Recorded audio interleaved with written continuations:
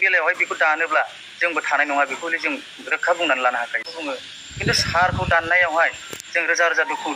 UPPL दोलोआव जयेन जाफैबाय आरो बिथां सिगां मदद होनायाव नाथाय जों बाहाय मदद होनो हानाय नङा सानखै बिथाङा जोंनाव सोंफैनांगोन गोजौनि जा डिस्ट्रिक्ट जा सेन्ट्रेलनि जा जोंनाव बिथाङा बे दानि डिसचार्ज खालामनायखौ बे कमप्लेनखौ जाहाथे बेक खालामना लाबोयो। इउपिपिएल दोलोआव जयेन जाफैबाय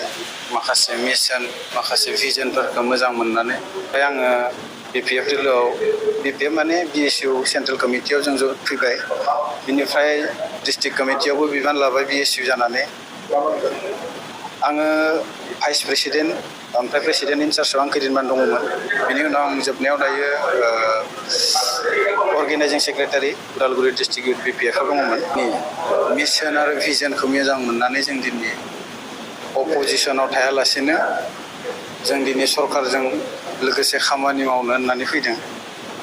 मोनसे समाव आंनिनो फरायसामोन दायो आं राजनितियाव हाबबाय आरो बिथांमोनाबो मोनसे समाव मोनसे राजनिति बिपिएफआव दंमोन। दिनै गोजोननाय मोनदों जे इउपिपिएल हान्जाखौ मोजां मोननानै बिथांमोना दिनै इउपिपिएल हान्जायाव जयेन जाबाय आं बिथांमोनखौ बरायना लायो। खोनानो मोनदों जे जोंनि चेयारमेन सारा डिसाइड जाबाय डिसचार्ज जाबाय नाथाय मारै जाखो प्रब्लेम फैदों जोंनाव दुखु मोनदों जोङो जायनि फलाव बिथाङा दासिमाव जोंनि फारसे गाज्रि मावाखै रायनि फारसे गाज्रि मावाखै लोगोसे बेजों लोगोसेनो बिथांमोना दि प्राइमारिनिफ्राय डिसचार्ज खालामफैदों जोंजों रायलायनांगौमोन प्राइमारिजों रायलायनांगौ चेयारमेन मेनजों रायलायनांगौमोन आरो मेम्बारफोरजों रायलायनांगौमोन लकेल एनजिपिखौ लानानै रायलायनांगौमोन गामिनि गावखौ लानानै रायलायनांगौमोन नाथाय मा हिसाबै बिथांमोना साबसे लानानै सोरखौ लानानै चेयारमेन सारखौ डिसचार्ज खालामखो बाथ्रा बे जादों मोनसे आरो बिनि समाव बुंनो सानबावो जोंना बे फैबाय थानाय समसिम जोंनि चेयारमेन सारखौ नांसिगौ आरो जाहाथे बेखौ दोनबाय थायो आरो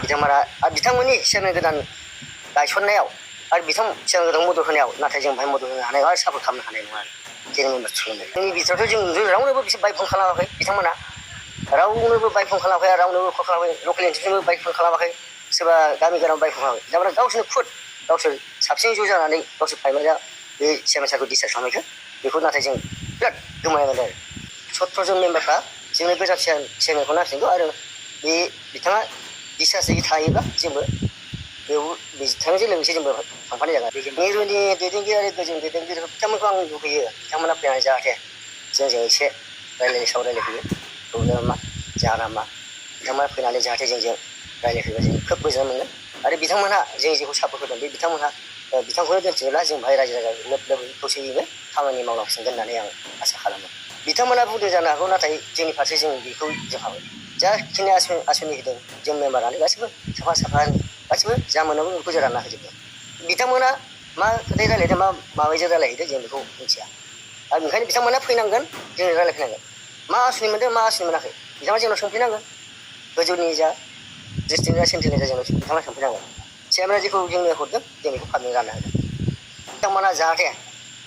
जों चेयारमेन सेलजों आरो मेम्बार सेलजों जाहाथे बिथांमोना बे दानि डिसचार्ज खालामनायखौ बे कमप्लेनखौ जाहाथे बेक खालामना लाबोयो आरो जोंजों मोजां गाज्रि सावरायो आरो रायलायो आरो खावलायगोन बिथांमोनखौ डाइरेक्टलि सोरबा चिफखौ बा सोरबा इएमखौ जेबो बे थांखिनानै बुङाखै बेखौ आं खुद आंनो दङ साख्रिया आंनो खिन्थु जों बेजों आंजोंल'खामोन आरो चेयारमेनाबो गावनो बाहायनो गोलांनानै दङमोन